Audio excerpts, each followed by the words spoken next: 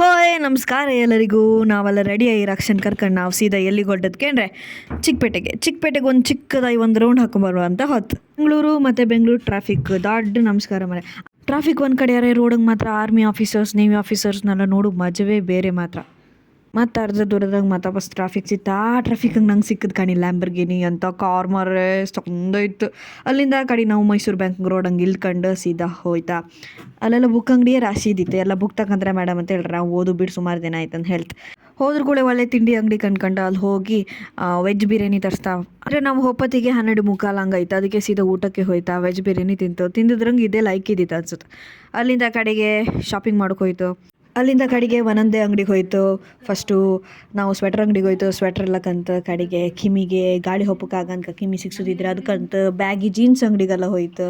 ಸುಮಾರು ಅಂಗಡಿ ಹೋಯ್ತು ಮಾರೆ. ಆಮಕ್ಕೆ ಮಾತ್ರ ಸುಮಾರು ಇದ್ದಿತ್ತು ಕಾಣಿ. ಇವಳು ಕಾಣಿ ಕಂಪ್ಲೇಂಟ್ ಮಾಡ್ತಾಳೆ ಕಾಣಿ. ಎಲ್ಲ ಚೀಲ ನನ್ನ ಕೈಗೆ ಕೊಟ್ಟಿದ್ದಾಳೆ ಅನ್ಕೊಂಡು ಬರೀ ಸುಳ್ಳು ಹೇಳಿದೆ. ಒಂದು ಗಳಿಗೆ ಹಿಡ್ಕೊಂಡು ಕೊಟ್ಟಿದ್ದೆ ಅವಳಿಗೆ. ನಡ್ ಸಾಕಾಯ್ತು. ಅದಕ್ಕೆ ಲೈಮ್ ಸೋಡ ಅಂಗಡಿ ಇತ್ತು. ಅಲ್ಲೇ ಕಣ್ಕೊಂಡು ಕುಡ್ಕ ಬಂದು ಕಾಣಿ. ಈಗ ಯಾರ ಕೈಯಂಗೆ ಚೀಲ ಇತ್ತು ಕಾಣಿ. ಇಷ್ಟಪ್ಪ ಚೀಲ ನನ್ನ ಕೈ ಕೊಟ್ಟಿಲ್ಲ. ಅಲ್ಲೇ ಸೀರೆ ಅಂಗಡಿ ಎಲ್ಲ ಒಳಗೆ ಹೋಯ್ತಾ. ನಂಗೆ ಜನರನ್ನ ಕಂಡ್ಕೊಂಡೆ ತಲೆನೋವು ಸುರಾಯ್ತು ಮಾರ್ರೆ. ಇದು ನಮ್ಗೆ ಲಾಭದಲ್ಲಿ ಏನಿದ್ರು ಅಮ್ಮಂದಿರಿಗೆ ಶಾಪಿಂಗ್ ಮದುವೆಗೆಲ್ಲ ಲೈಕ್ ಅಲ್ಲೇ ಫ್ರೂಟ್ಸ್ ಅಂಗಡಿ ಇದ್ದಿತ್ತಾ. ಫ್ರೂಟ್ಸ್ ಎಲ್ಲ ತಿನ್ಕೊಂಡು ಕಾಣಿ ಎಲ್ಲರೂ ಪಲಾಯಕ ನಮ್ಗೆ ಬಿಡೋದಿಲ್ಲ ಕಾಣಿ. ಅಂಗಡಿ ಕಾಣಿ ಅವ್ರಿದ್ದು. ಅಲ್ಲಿಂದ ನಾವು ಸೀದಾ ಕಡೆಗೆ ಹೊಳ್ತು. ಕಡೆ ವಾಚ್ ಅಂಗಡಿ ಎಲ್ಲ ಕಂತು. ವಾಚ್ ತಕೊಂಬ ಅನಿಸ್ತು ಕಡೆಗೆ.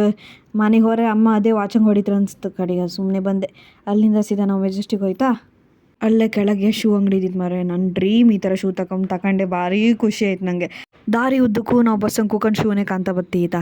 ಹಾಗೆ ಪಿ ಜಿ ಬಂದು. ಸೊ ಹೀಗೆ ವಿಡಿಯೋಗೋಸ್ಕರ ನೋಡ್ತಾ ಇರಿ ರಾಮನಗು ವ್ಲಾಗ್ಸ್. ಟಾಡಾ.